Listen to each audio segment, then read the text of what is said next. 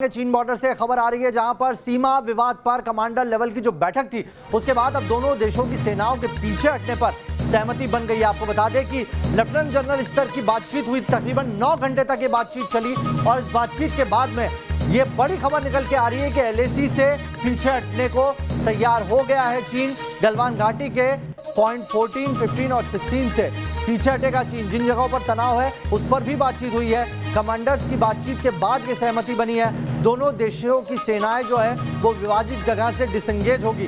तकरीबन 9 घंटे तक ये बातचीत चली थी और अब इस बातचीत में जो सकारात्मक संदेश निकल कर आया है वो बहुत ही अच्छी खबर है। भारत अपनी पोजीशन पर मौजूद है और चीन की सेना आगे बढ़ी है, ये भारत ने वहां पर क्लियर किया। साथ ही इस वक्त की बड़ी खबर यही है कि आर्मी चीफ जो है वो भी ले पहुंचने वाले हैं और उनके पहुंचने से पहले ही ये बड़ी खबर निकल के सामने आ रही है। 5 तस्वीरें हम आपको दिखा रहे हैं किस तरीके से तनाव खत्म हो सकता है। अब उसको लेकर ये पहली तस्वीर निकल कर आई है। इस खबर के जरिए भारत के दबाव के आगे झुका है चीन और एलएसी पर जो पहले की स्थिति थी, 5 मई के पहले की स्थिति, उसे बहाल करने पर सहमति बनी है।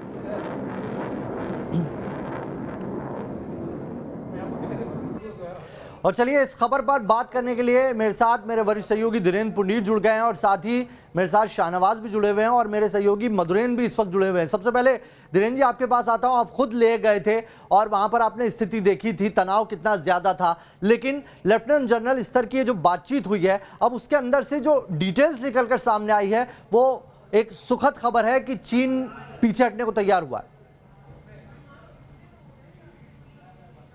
हाँ देखिए, ये एक बड़ी खबर है क्योंकि डिसएंगेजमेंट अगर आप कम करने की कोशिश करते हैं तो चाइना को पीछे जाना होगा। इंडिया अपनी पोजीशंस पर था और इंडिया ने कोई वायलेट नहीं किया था। ये लगातार इंडियन प्राइम मिनिस्टर का भी जो स्टैंड था वो भी साफ था कि हम इससे पीछे नहीं जाएंगे, हम अपनी जगह हैं और उन लोगों को अगर जो उनका जो ट्रांसग्रेशन था उनको वापस जाना होगा। क्योंकि जो 5 मई से पहले की पोजिशंस थी उस पोजिशंस पर अगर वापस लौटते हैं तो उसमें चाइना को उन तमाम चीज़ों से पीछे हटना होगा, चाहे वो गलवान वैली हो, चाहे हम फिंगर्स की तरफ देखें लद्दाख में। तो ये एक बड़ी एक कहें कि इसको डिसएंगेजमेंट के लिए एक बड़ी कामयाबी है दोनों ही देशों के लिए। लेकिन चीन की तरफ से जिस तरह का आक्रामक रवैया था ये उसको पता चल गया होगा, क्योंकि जिस तरह से हिंदुस्तान ने इस पर रिएक्ट किया नवेद, ये बहुत बड़ी जो लंबे समय के बाद इस बात की आवश्यकता महसूस की जा रही थी कि लगातार आप प्रेशर बना रहे हो लेकिन हम अपने इलाकों में अगर इंफ्रास्ट्रक्चर डेवलप कर रहे हैं तो वो इसीलिए कर रहे हैं क्योंकि आपकी तरफ से उन तमाम वादों का मुआहदों का पालन नहीं हुआ जिनकी बातचीत की टेबल पर आप हमेशा तायद करते रहे कि हम ये करेंगे, लेकिन कभी नहीं हुआ। लिहाजा हिंदुस्तान ने अपना इंफ्रास्ट्रक्चर आखिरी लाइन तक ले जाना था, चाहे वो शोक नदी तक हो, चाहे हम इधर देखें पेंगोंग लेक की तरफ हो। तो इंडिया को अपना इंफ्रास्ट्रक्चर डेवलप करने का पूरा राइट है। ये बात इंडिया ने पूरी ताकत के साथ कही थी। इसके बाद जिस तरह का आपने धोखा देने वाला व्यवहार किया वो भी आपकी तरफ से गलती है, हमारी तरफ से कोई चीज़ नहीं हुई है। ये साफ तौर से स्टेप अगर हम लगातार इस बात पर जमे हुए थे, लेक में जिस दौरान हम थे वो इस बात की तरफ इशारा करता था, अगर मैं डिटेल भी ना दूं जो कि देना सही नहीं है तो भी इस बात की तरफ इशारा करता था कि हम इस बार तैयार हैं। जिस तरह से 62 में आपने धोखे के साथ जो भी किया, लेकिन इस बार हम तैयार हैं। हम लोगों ने अपनी तैयारियां पूरी साफ की थी। आपका धोखा अपनी जगह था लेकिन हमारी तैयारी अपनी जगह थी। और मुझे लगता है कमांडर कॉन्फ्रेंस में या आप इससे पहले जो विदेश मंत्रियों की बातचीत थी उसमें साफ तौर पर बिल्कुल क्लियर मैसेज था कि हम 1 इंच पीछे नहीं हटेंगे, आपको पीछे जाना होगा। यही बातचीत थी। और इसके बाद जो भी स्थिति अगर खराब होती है तो उसकी जिम्मेदारी हिंदुस्तान पे नहीं, और ये बात हिंदुस्तान दुनिया के सामने भी अलग अलग चैनल से रख रहा था। लेकिन ये लग रहा था पिछले 2 दिन से, जैसे कमांडर कॉन्फ्रेंस से पहले भी हमको जो इस तरह की बातचीत हो रही थी कि डिसएंगेजमेंट हो सकता है, क्योंकि आप देख रहे हैं आज हमारे MEA मिनिस्टर ऑफ जो है एक्सटर्नल मिनिस्टर्स भी बातचीत में होंगे 1:30 बजे। तो लगता है कि ये एक अच्छी, मतलब ये कहना चाहिए कि एक अच्छी पहल है। अगर चाइना इस बात को समझ जाता है कि हिंदुस्तान उस तरह से अब रिएक्ट नहीं करेगा कि आपके किसी प्रेशर पर झुक रहा हो, बल्कि वो हासिल करेगा, एक बड़ी। बने रहिए धीरेन्द्र, आप हमारे साथ बने रहिए। ग्राउंड जीरो का रुख कर लेते हैं। शाहनवाज हमारे साथ बने हुए और मधुरेन्द्र भी हमारे साथ जुड़े हैं। सबसे पहले शाहनवाज ये बताइए कि इस खबर के सामने आने के बाद लेह में कुछ और आपको लोगों से बातचीत की, उनके रिएक्शन कुछ मिल रहे हैं कि ऐसी खबर मिल रही है कि अब चाइना पीछे हटने को तैयार हुआ, उसके बाद लोगों की क्या रिएक्शन है?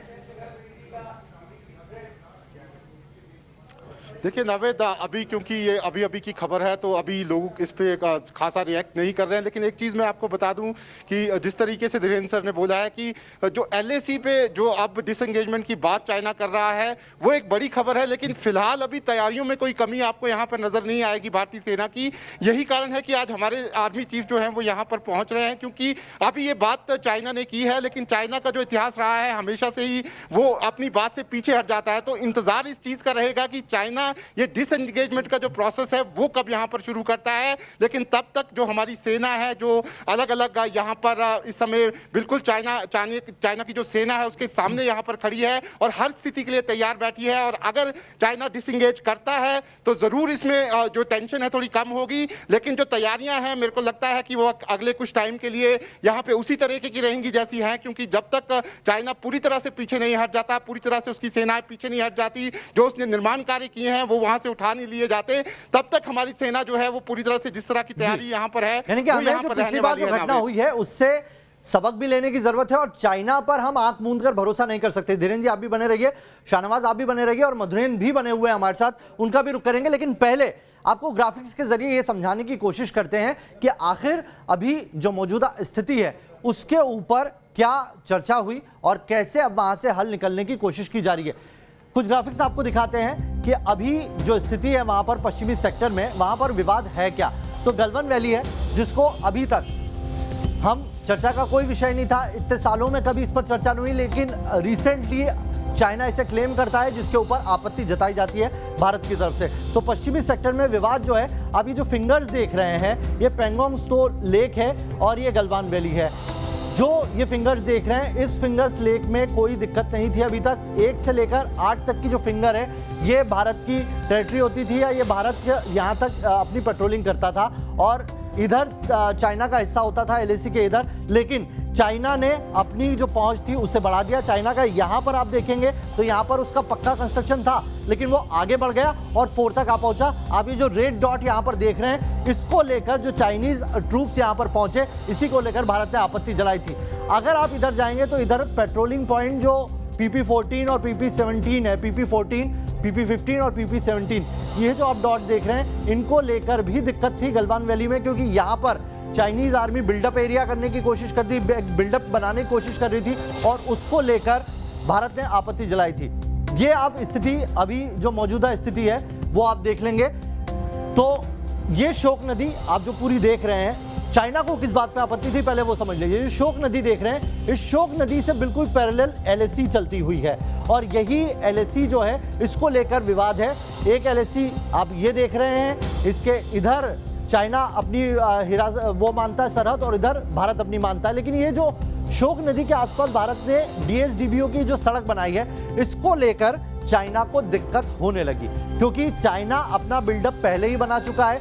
चाइना के LAC के या चाइना के पार्ट की बात करें तो वहां पर चाइना ने पक्का निर्माण किया हुआ है, वहां पर सड़क है, सड़क से वो अपने सारे साजो सामान पहुंचाता है। लेकिन भारत अगर ये सड़क बनाता है, क्योंकि काराकोरम से चलने वाली ये जो सड़क है जो दुर्बुक से आगे बढ़ती है, इस सड़क में जो दौलत बेग ओल्डी सेक्टर भारत का एक सैन्य बेस है वहां तक जाने के लिए अभी तक कोई रास्ता नहीं था और इसीलिए भारत इस सड़क को बना रहा है और भारत अपनी सीमा में बना रहा है। लेकिन इससे चाइना को दिक्कत हो रही है, चाइना को खौफ सता रहा है और इसीलिए चाइना ने अपना ट्रूप का मूवमेंट आगे बढ़ाया और इसके बाद भारत ने अपनी आपत्ति दर्ज कराई। टकराव कहां हुआ है अब उस पर एक नजर डाल लेंगे अगर, तो ये जो आप देख रहे हैं ये PP14 है, यानी कि पेट्रोलिंग पॉइंट 14, यहाँ पर टकराव हुआ, यहाँ पर चाइनीज ट्रूप आते हैं और इसको लेकर भारत की कड़ी आपत्ति है, क्योंकि यहाँ पर अभी तक कोई, ये ऐसा नहीं है कि ये भारत की सीमा है और ये ऐसा नहीं है कि चाइना की सीमा है, ये LAC के बीच का एरिया है जिसे अभी तक दोनों जो आर्मीज थी वो पेट्रोलिंग करती थी। लेकिन यहाँ पर एक ट्रूप आ जाता है चाइना का और डट जाता है,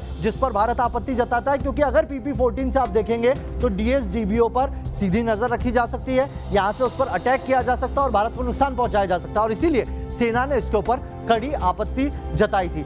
चीन की पोस्ट जो है वो देख लीजिए, गलवान नदी से सटी हुई होती है। चीन की पहली पोस्ट यहाँ पर है और चीन की दूसरी पोस्ट यहाँ पर है। यहाँ तक तो चीन ने पक्का निर्माण किया था, लेकिन चीन आगे बढ़ता है, चीन आगे बढ़कर इस एरिया में आता है जो सबसे बड़ी न सिर्फ उसकी जालसाजी थी जिस पर भारत ने भी कड़ी आपत्ति जताई थी। और चलिए इसी पर मधुरेन्द्र मेरे सहयोगी मेरे साथ जुड़े हैं, उनसे एक रिएक्शन लेते हैं। मधुरेन्द्र, ये जो पूरी हमने घटना दिखाई, ग्राफिक्स के जरिए दिखाया है चाइना की जालसाजी, इसको लेकर हम समझते हैं कि चाइना का ये रवैया रहा है। जो घटना हुई 15 तारीख को, उसमें भी चाइना ने पहले से रणनीति बनाई हुई थी। वहां पर जो सैनिक चाइनीज मौजूद थे, उनकी भी ये खबर आ रही है कि वो एक नई ट्रूप थी, क्योंकि अगर पुरानी ट्रूप होती तो भारतीय सैनिकों को जानते, और इसलिए से चाइना का ये रवैया रहा है शुरू से। अब हम कैसे उस पर यकीन करें, आगे हमारी जो रणनीति हो वो कैसी होनी चाहिए? देखिए, बिल्कुल जो बॉर्डर ट्रूप्स है उसको हटाकर पीएलए को वहां पर डिप्लॉय किया गया, तो जाहिर तौर पर चूंकि एक अंडरस्टैंडिंग लगातार बनी हुई थी दोनों देशों की सेनाओं के बीच एलओसी पर, उस अंडरस्टैंडिंग को एक तरह से चाइना ने डाइवर्ट करने की कोशिश की और नए फोर्स को वहां पर डिप्लॉय कर और उसने फिर अपने समूची रणनीति को या फिर कहें कि साजिश को अंजाम देने की कोशिश की। लेकिन देखिए, अब दो बातें बिल्कुल स्पष्ट हैं, क्योंकि इंगेजमेंट दो तरीके से इस वक्त दिखाई दे रहा है। एक मिलिट्री इंगेजमेंट है और दूसरा डिप्लोमेटिक इंगेजमेंट है। हम जानते हैं मिलिट्री इंगेजमेंट में किस तरह से कॉर्प्स कमांडर लेवल की बातचीत हुई और उसके बाद चाइना ने धोखा दिया। इस धोखे के बाद फिर से मेजर जनरल और ब्रिगेडियर लेवल की बातचीत जो है लगातार चल रही थी। इस बीच फिर कल कॉर्प्स कमांडर की बातचीत हुई और स्तर पर तय हुआ कि दोनों देशों की सेनाएं अब डिसएंगेज करेंगी और फिर से पूर्ववर्ती स्थिति में जाएंगी। लेकिन चूंकि हम जानते हैं कि दूध का जला छाछ को भी फूंक फूंक कर पीता है, लिहाजा 15 तारीख की जो घटना और जिस तरह से धोखा चीन की तरफ से मिला है, लिहाजा भारतीय सेना पूरी तरह से कोशिश करेगी कि चीन इंश्योर करे कि वो डिसएंगेज अपनी सेनाओं का करना शुरू करे। खासतौर पे हम बताएं आपको कि PP-14, PP-15 और PP-17 ए का इलाका, अगर हम गलवान घाटी की बात करें, और जाहिर तौर पे फिंगर 4 से हटकर उनको फिंगर 8 की तरफ जाना होगा, जहां पर पूर्ववर्ती स्थिति बनी हुई थी। कूटनीतिक स्तर पर देखें तो भी कई तरह के चैनल इस वक्त अब हैं। हम जानते हैं कि विदेश मंत्री स्तर की बातचीत हुई है, उसके अलावा बीजिंग और दिल्ली में जो एम्बेसडर हैं उनके स्तर की बातचीत चल रही है। और इससे कहीं इधर आज देखें तो RIC की जो मीटिंग हो रही है, रसिया, इंडिया और चाइना की जो आज बैठक है, हालांकि वर्चुअल है लेकिन तीनों देशों के विदेश मंत्री बातचीत करेंगे। तो आप समझिए कि RIC जो कि एक बड़ा फोरम बन के उभरा, खासतौर पर अगर दुनिया में अगर देखें तो तीन बड़ी शक्तियों का एक समूह है, भारत, रूस और चीन का। अगर इसे एग्जिस्ट करना है और इसे अगर अपने आप को बनाए रखना है दुनिया के पटल पर, तो जाहिर है चीन को भारत के साथ इंगेज होना पड़ेगा और इस तरह से रिश्तों को साध कर RIC का भी भला नहीं हो सकता। और ये बात रसिया बेहतर तरीके से जानता है, इसलिए हम ये भी जानते हैं कि रूस भी काफी इंटरेस्टेड है कि दोनों देशों के बीच जो डिफरेंस है जो खत्म हो, और बैक चैनल से रूस के डिप्लोमेट्स इस पर काम कर रहे हैं। तो ये पूरा जो समूचा ग्लोबल माहौल है उसमें ये देखा जा रहा है कि भारत की स्थितियां और खराब न हो, और इस मायने में एक तरफ रूस पूरी तरह से कोशिश कर रहा है कि रिश्ते दोनों देशों की पटरी पर लौटे। लेकिन हाँ, यूएस की तरफ से अगर देखा जाए तो लगातार ये प्रयास जरूर हो रहा है कि भारत एक तरह से चीन को मुकाबला देने के लिए एशिया पैसिफिक में तैयार हो, और चीन कतई नहीं चाहता कि भारत और यानी कुल मिलाकर मधुरेंद्र ये कहा जा सकता है जो एक एक अलग अलग फ्रंट पे चीन को घेरने की कोशिश की गई है, जो कूटनीतिक और रणनीतिक दोनों क्षेत्रों से, उसी से ये स्टेप अब निकल के आ रहा है चीन की आर्मी की तरफ से कि वो पीछे हटने को तैयार हुई है। आप बने रहिए हमारे साथ। एक बार दर्शकों को बताते हैं कि आखिर ये जो विवाद की स्थिति थी वो पॉइंट्स कौन से थे, ग्राफिक्स के जरिए वो भी समझने की कोशिश कर लेते हैं। गतिरोध वाले इलाके है कौन से जो हाई जहां पर गतिरोध रहा है? तो इससे पहले लद्दाख सेक्टर आप देख रहे हैं, और ट्रिग हाइट्स, पेंगोंग त्सो, धुमचले, चुमार और डेमचोक, ये वो इलाके रहे हैं जहां पर भारत और चीन के बीच में गतिरोध रहा है। इसमें ये वो सारी हाइट जो आप देख रहे हैं ये LAC से नजदीक है, और इन जगह पर टकराव की स्थिति पैदा हुई भारत और चीन की सीमा के बीच में। लेकिन आप ये कह सकते हैं कि ये टकराव कभी भी इतना ज्यादा इसलिए नहीं हुआ क्योंकि दोनों ही ट्रूप्स, भारतीय सीमा जो सेना है वो भी और चीन की सेना है वो भी, ये जानते हैं, एक दूसरे को जानते हैं, एक ही पोस्ट ज्यादातर वहां पर काम करती है, उनके बीच में बातचीत होती है। लेकिन अभी जो स्थिति बिगड़ी थी 15 तारीख को, वो ट्रूप्स एक दूसरे को नहीं जानते थे और इसीलिए वहां पर हालात ज्यादा खराब हो गए। इधर जम्मू कश्मीर की अगर बात करें तो जम्मू कश्मीर में LAC की स्थिति है 1597 किलोमीटर, और जम्मू कश्मीर में ये LAC है और इसी के ऊपर सारा ट्रूप है, आगे बढ़ती है। ये पूरी जो है 3887 किलोमीटर की है LAC जो भारत मानता है, और उसमें जम्मू कश्मीर से आगे बढ़ती है LAC, हिमाचल प्रदेश की तरफ बढ़ती है, वहां पर 200 किलोमीटर का इसका दायरा है। आगे उत्तराखंड में 345 किलोमीटर का दायरा है उत्तराखंड की तरफ, और इधर आगे आएंगे सिक्किम की तरफ तो यहाँ पर LAC 220 किलोमीटर तक भारत और चीन के बीच में सटती है। अरुणाचल प्रदेश में सबसे ज्यादा ये एरिया आप कह सकते हैं 1126 किलोमीटर लंबी यहाँ पर LAC है।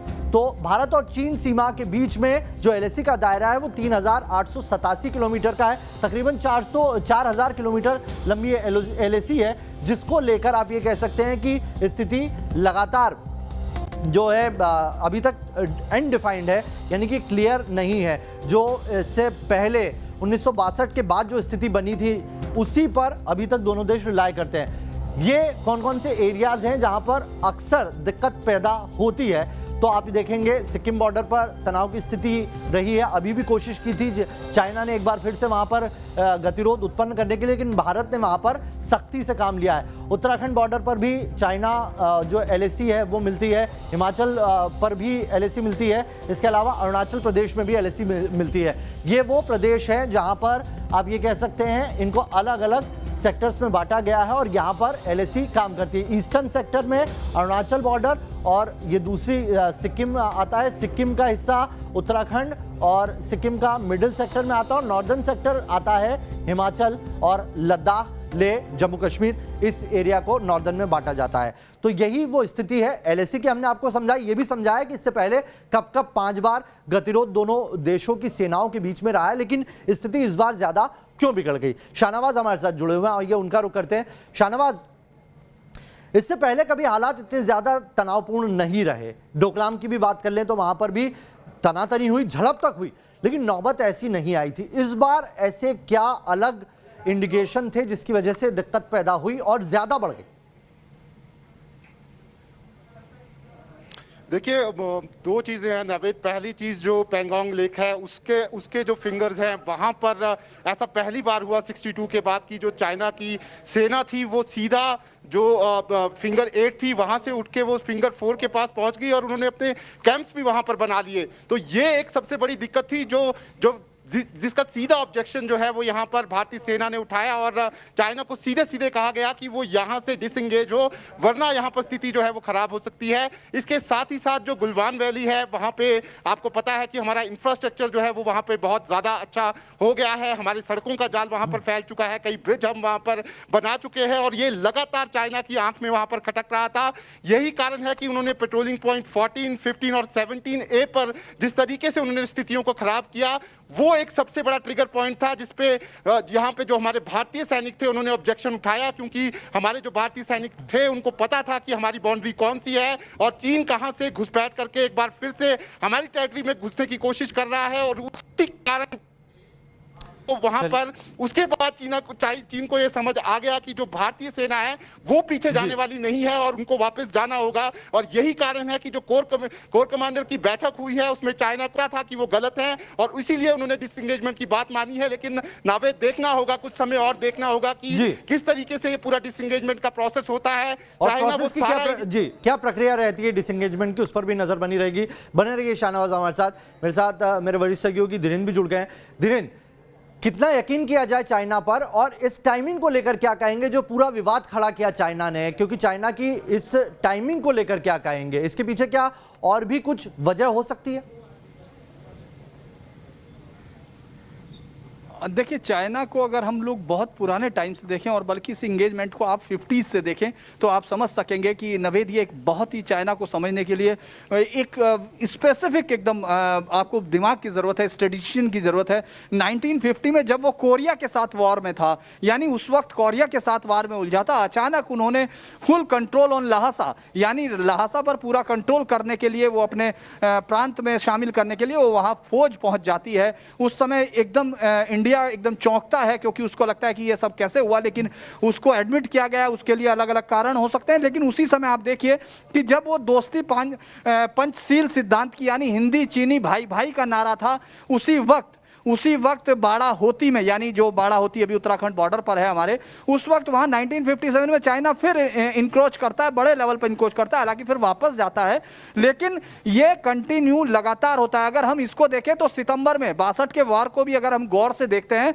तो सितंबर में शुरू होती है, एक इंकर्जन सितंबर में शुरू होता है, 20 अक्टूबर को फुल फ्लैज वार वहाँ की फौज करती है और अचानक हम नामकाचू वैली में एकदम चौकन नहीं रह पाते और वहाँ तक चीन अंदर घुस आता है, जिसको हम लोग आसाम के लोग और बॉर्डर तक खुलते हुए देखते हैं, तवांग में देखते हैं, तेजपुर तक। तो ये कहना कि चाइना को कई सारे प्रेशर, वो एक साथ बहुत सारे फ्रंट पर काम करता है, लेकिन इस बार शायद वो इसलिए भी था क्योंकि कोरोना को लेकर पूरी दुनिया ने जिस तरह से उसके खिलाफ मोर्चाबंदी की थी, आपने देखा हो खास तौर से वेस्ट ने उस पर प्रेशर पूरा क्रिएट किया हुआ था। ऐसे में वो दुनिया को कोई एक अलग मैसेज देना चाहता था, यानी ये दिखाने की कोशिश कर रहा था कि खतरा कहीं और है। नवेद, भारत और चीन के बीच का युद्ध पूरी दुनिया के लिए एक संकट का या सोचने का विषय है, इसीलिए वो करने के लिए ये पूरा विवाद खड़ा किया गया कोरोना काल के दौरान। बहुत बहुत शुक्रिया धीरेन्द्र आपका भी, शाहनवाज आपका भी और मधुरेंद्र आपका भी हमारे साथ जुड़ने के लिए और इस खबर पर सारी डिटेल साझा करने के लिए।